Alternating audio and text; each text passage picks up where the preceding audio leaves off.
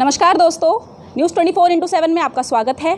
हम लेकर आते हैं देश और दुनिया की तमाम बड़ी खबरें और करते हैं उन पर आपसे बात, क्योंकि ये है न्यूज़ 24/7 आवाज़ आपकी।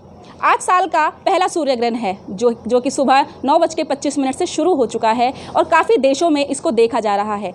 भारत समेत नेपाल, पाकिस्तान, इथोपिया, कोंगो जैसी जगह में, सऊदी अरब और यूएई में इसको देखा जा रहा है। ज्योतिष शास्त्र की माने, ज्योतिष शास्त्र अनुसार बताया जाता है सूर्य ग्रहण कई जगह पर शुभ और कई जगह पर अशुभ माना जाता है। वहीं अगर इसे साइंटिस्ट तौर पर देखें तो इसे मात्र ग्रहों की दूरी बताया जाता है। तो इसी तथ्य को सुलझाने के लिए हम आए हैं एक old age home the second inning में, जहां पे हमारे सीनियर सिटीजन्स रहते हैं जिन्होंने अपने जीवन में एक से अनेक सूर्य ग्रहण और चंद्र ग्रहण देखे हैं। आज हम उनसे चर्चा करेंगे कि सूर्य ग्रहण वास्तविक में होता क्या है, क्या इसका ज्योतिष शास्त्र से पूर्ण रूप से संबंध है। आज हम जानेंगे उनके अनुभव, सूर्य ग्रहण होता क्या है, सूर्य ग्रहण के प्रभाव क्या हैं, सूर्य ग्रहण से बचा कैसे जा सकता है। चलिए आइए करते हैं उनसे चर्चा। दोस्तों, हम पहुंच चुके हैं second inning home the old age home में। हमारे साथ हमारे सीनियर सिटीजन्स बैठे हैं जो अपने अपने अनुभव को, अपने जीवन काल के अनुभव को हमारे साथ शेयर करेंगे सूर्य ग्रहण की स्थिति में।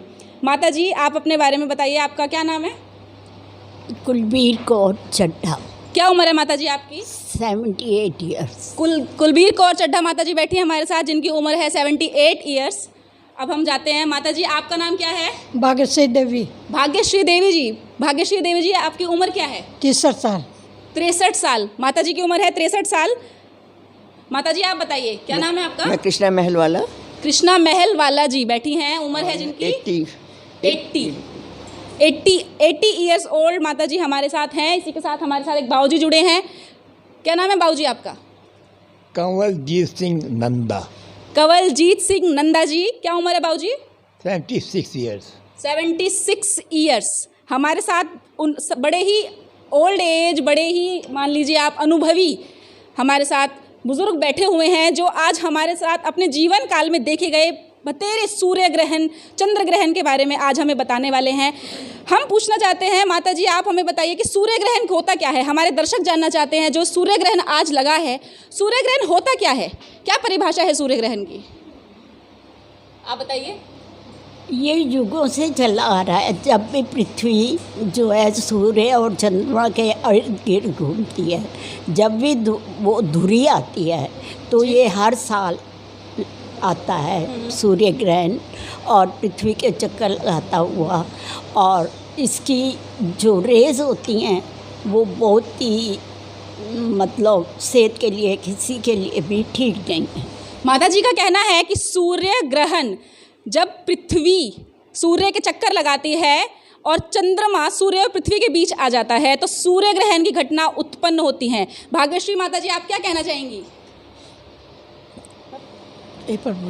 पकड़ो नहीं। हाँ, सूरज ग्रहण ने तो ये हमारे को ने जब से होश है, जब से मानते हैं कि अच्छा भी है। कोई कहता कि नहीं, नक्षत्र नहीं अच्छा, हमें सब शुभ मानते हैं हम लोग। इसलिए दान पूजा पाठ करते हैं, नहाते धोते हैं, इसमें कुछ खाते नहीं हैं, ये सब करते हैं। गर्भवती औरत को सुलाते हैं, उनका ध्यान करते हैं, ये सब पूजा पाठ कीर्तन में लगे रहते हैं। बस। अब हम कृष्णा माता जी से पूछते हैं, माता जी क्या कहना चाहेंगी सूर्य ग्रहण के बाद? सूर्य ग्रहण लगता कैसे है? सूर्य ग्रहण तो यही है कि जब पृथ्वी जो है सूरज और चाँद के बीच में आ जाती है तो अंधेरा छा जाता है, और उसी से ही लोग कहते हैं कि ये ग्रहण लग गया। ग्रहण जो है वो अच्छा भी होता है और बुरा भी होता है। जो गर्भवती स्त्रियों के लिए तो ज़्यादा ही खराब है, क्योंकि उस दिनों में गर्भवती औरतों को बाहर नहीं जाना चाहिए। उससे बच्चे के ऊपर बहुत बड़ा प्रभाव पड़ता है, किसी का कुछ भी हो सकता है। इसलिए चाहते यही हैं कि कम से कम बाहर जाएँ, ये बस। और क्या बताऊं, लेकिन बस। माता जी का कहना है सूर्य, चंद्रमा और पृथ्वी जब एक दूसरे के सम्मुख होते हैं और सूर्य चंद्रमा से ढक जाता है, तो सूर्य ग्रहण की घटना उत्पन्न होती है। बाबूजी, आप क्या कहना चाहेंगे इस संदर्भ में? ये एक वैज्ञानिक प्रक्रिया है और भूगर्भ से संबंधित है। जब ये हमारे ग्रह पृथ्वी, सूर्य और चंद्रमा अपनी धुरी पे घूमते जाते हैं, चंद्रमा जो है वो सूर्य और पृथ्वी के बीच में आ जाता है, तो उतने हिस्से में छाया पाई जाती है, और हमें ऐसा मालूम पड़ता है जैसे कि सूर्य ग्रहण हो गया है। इनकी जो किरणें हैं वो बड़ी ख़तरनाक हैं। उस समय की जो किरणें पृथ्वी पड़ती हैं वो मनुष्य को, जानवरों को और हमारी पृथ्वी के अन्य वस्तुओं को और हमारी खेती वगैरह को प्रभावित करती हैं और नुकसान पहुंचाती हैं। बाबूजी का कहना है कि सूर्य जिस तरह पृथ्वी सूर्य के परिक्रमा करती है, सूर्य के चक्कर लगाती है, इसी तरह चंद्रमा अपनी धुरी पर पृथ्वी के चक्कर लगाता है। और जब चंद्रमा पृथ्वी और सूर्य के बीच आ जाता है, तीनों एक दूसरे के सम्मुख आमने सामने हो जाते हैं, तो चंद्रमा अपना 99% हिस्से से सूर्य को ढक लेता है और सिर्फ 1% हिस्सा सूर्य का दिखाई देता है, जिसे सूर्य ग्रहण कहा जाता है। बाबूजी, मैं जानना चाहती हूँ, सूर्य ग्रहण हमें बताया जाता है, ज्योतिष शास्त्रों में बताया गया है कि सूर्य ग्रहण कि बहुत अशुभ और शुभ, तो आप क्या कहना चाहेंगे? ज्योतिष शास्त्र में जो भी ग्रंथों में बताया गया है तो उसका आज आजीवन से, वास्तविकता से कितनी सच्चाई है, कितना सत्य है ज्योतिष शास्त्र में? इसका जो है वो कोई सच्चाई नहीं है, ये शुभ नहीं है, ये अशुभ भी अशुभ है। क्योंकि इनकी जो किरणें हैं, प्रक्रिया के बाद जब ये किरणें निकलती हैं सूर्य की, तो वो पृथ्वी के अंदर जितने भी जीव जंतु हैं, पौधे हैं, पृथ्वी है, ज़मीन है, सबको प्रभावित करती हैं। इस समय कहा गया है, ज्योतिष शास्त्र में पहले कहा था कि इस समय कोई भी शुभ कार्य नहीं करना चाहिए, सूर्य की किरणों के सामने खाना पीना या कोई भी और चीज़ नहीं करना चाहिए। ये इसलिए कहा गया है कि उस समय जो आप कार्य करेंगे वो आपके शरीर को प्रभावित करेंगे और नुकसान पहुँचाएंगे। बाबूजी, ग्रंथों ज्योतिषों के अनुसार कहा जाता है कि यह मनुष्य के ऊपर भी उतना प्रभावी होता है, तो आप बता सकते हैं कि इसके दुष्कर्म शुभ और अशुभ क्या प्रभाव होते हैं? शुभ प्रभाव किसके लिए और अशुभ प्रभाव किसके लिए? नहीं, ज्योतिष के हिसाब से कोई प्रभाव नहीं है, अशुभ भी अशुभ है। वैसे भी साइंस के हिसाब से जो प्रक्रिया होती है सूर्य की, वो जब विकर्ण होता है सूर्य की किरणों का, वो किरणें बड़ी ख़तरनाक होती हैं, नुकसान पहुंचाने वाली होती हैं, मनुष्य को, जीव जंतुओं को और पौधों को, हर चीज़ को नुकसान पहुंचाने वाली होती हैं।